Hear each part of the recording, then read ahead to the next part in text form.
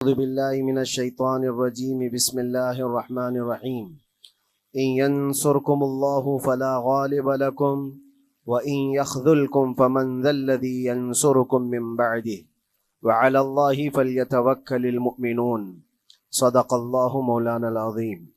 بارگاہ رسالت معاب صلی اللہ علیہ وسلم میں درود پاک کا ہدیہ پیش کریں۔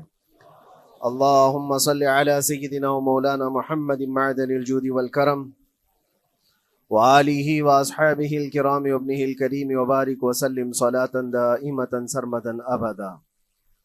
اللہ عز و جل قرآن عظیم میں فرماتا ہے اگر اللہ تمہاری مدد کرے تو کوئی دوسرا غالب آ ہی نہیں سکتا۔ ان ینصرکم اللہ فلا غالب لکم، تم پر کوئی غلبہ حاصل نہیں کر سکتا اگر اللہ تمہاری مدد کرے۔ وَإِن يَخْذُلْكُمْ فَمَنْ ذَا الَّذِي يَنصُرُكُمْ مِنْ بَعْدِهِ، اور آگے اللہ فرماتا ہے اور اگر اللہ تمہیں چھوڑ دے یا گرا دے تو کون ہے اس کے بعد جو تمہاری مدد کرے؟ کوئی ہے جو اللہ کے علاوہ تمہاری مدد کر سکتا ہے؟ جب نہیں ہے تو پھر آگے ہونا کیا چاہیے؟ وَعَلَى اللَّهِ فَلْيَتَوَكَّلِ الْمُؤْمِنُونَ، تو مومنوں کو چاہیے کہ وہ صرف اللہ پر بھروسہ کر کے رہیں۔ فتح، نصرت، مدد، یہ سب جو چیزیں ہیں بہت سارے لوگوں کے ذہن و دماغ میں ایسے ہے کہ فوراً آ جانا چاہیے۔ کوئی بھی فتح ہو، کوئی بھی مدد ہو، بغیر تمہارے اسٹرگل کیے ہوئے، بغیر مصیبت اٹھائے ہوئے نہیں ملے گی۔ اگر فتح و نصرت یوں ہی آپ کو روزانہ ملنے لگ جائے تو کیا رسول پاک صلی اللہ تعالیٰ علیہ وسلم مدینہ طیبہ میں بیٹھ کر دعا کرتے تو ساری چیزیں فتح یاب نہیں ہو جاتی؟ آپ صلی اللہ تعالیٰ علیہ وسلم کو بدر میں جانے کی ضرورت کیا پیش آتی؟ احد میں اپنے 70 جوان صحابہ کی شہادت پیش کرنے کی ضرورت کیا پیش آتی؟ اور اسی طرح سے خیبر ہو کہ حنین ہو کہ طائف ہو، کتنی جنگیں ہیں جس میں اپنی جان کی بازی لگائی صحابہ نے۔ سب سے بڑا معرکہ تو کربلا کا دیکھیں آپ، جہاں پورا کا پورا خاندان شہید ہو گیا ہے۔ تو فتح و نصرت بغیر قربانی کے اور بغیر تکلیف کے ایسی ہی آ جائے؟ آج کے زمانے میں ہم سوچ کر کے بیٹھے، ایسا نہیں ہوتا۔ اسلام زندہ ہوتا ہے ہر کربلا کے باہر، اور اللہ کی مدد آتی ہے، یہ بھی نہیں ہے کہ نہیں آئے گی۔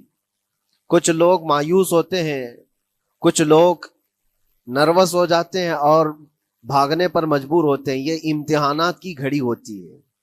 ایک حدیث پاک میں آپ کو بتاتا ہوں، اللہ کے نبی صلی اللہ تعالیٰ علیہ وسلم ارشاد فرماتے ہیں کہ آخر زمانے میں ایک ایسی عظیم جنگ ہوگی ایمان والوں کی اور رومیوں کے درمیان۔ کفار و مشرکین ہیں اور مسلمین ہیں۔ اس کو ملحمۃ الکبریٰ کہا گیا ہے، قیامت سے قریب ہونے والی یہ سب سے بڑی جنگ ہے۔ اسی سے آپ اندازہ لگائیں، اللہ کے حبیب صلی اللہ علیہ وسلم ارشاد فرماتے ہیں کہ اس میں کفار و مشرکین 80 جھنڈوں کے نیچے آئیں گے اور ہر جھنڈے کے نیچے 12,000 کی فوج ہوگی، جو تقریباً حساب کرنے پر 9,60,000 کی فوج بن جاتی ہے۔ اگر وہ مومنین سے مقابلہ کرنے کے لیے اتنی بڑی فوج ایک جگہ جمع ہوتی ہے تو پھر اس جنگ کا اندازہ کریں کتنی بڑی۔ اس کو الملحمۃ الکبریٰ کہا گیا ہے اس لیے کہ اس میں گوشت کے چھیتڑے اڑیں گے۔ ملحمہ جو کہا گیا ہے عربی میں کہ گوشت کے ٹکڑے ٹکڑے دیکھے جائیں گے، اس قدر اس میں جانیں جائیں گی۔ اس جنگ کے متعلق جو اللہ کے حبیب صلی اللہ علیہ وسلم نے پیشین گوئی کی ہے، جو پہلے سے خبر دی ہے، وہ کیا ہے؟ فرمایا کہ پہلا دن جب ہوگا مقابلہ کا تو اس میں مسلمانوں کی جماعت میں تعداد کتنی ہوگی یہ تو نہیں بتایا گیا۔ کفار و مشرکین کے تو بتایا کہ 80 جھنڈوں کے نیچے آئیں گے، لیکن مسلمان اور مومنین جو لڑ رہے ہیں ان کی تعداد کا کوئی علم نہیں ہے ہمیں، لیکن یہ پتا ہے کہ ان